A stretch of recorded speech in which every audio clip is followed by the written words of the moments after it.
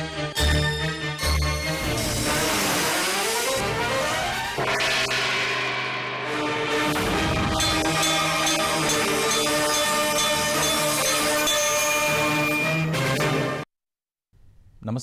ఘంటారావానికి స్వాగతం. ముందుగా ప్రధాన అంశాలు. ఖమ్మంలో అండర్ గ్రౌండ్ డ్రైనేజీ పనులను పరిశీలించిన తుమ్మల. జూన్లోపు పనులు పూర్తి కావాలని అధికారులకు ఆదేశం.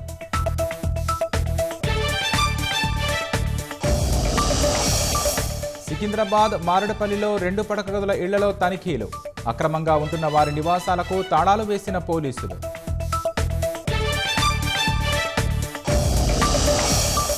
రంగారెడ్డి జిల్లా కోహెడలో దొంగల హల్చల్.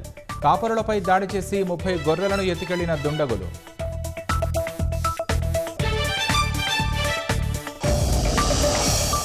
పాకిస్తాన్కు చెందిన 16 యూట్యూబ్ ఛానళ్లపై కేంద్రం నిషేధం. భారత సైనికులకు వ్యతిరేకంగా ప్రచారం చేస్తుండటంతో వేటు.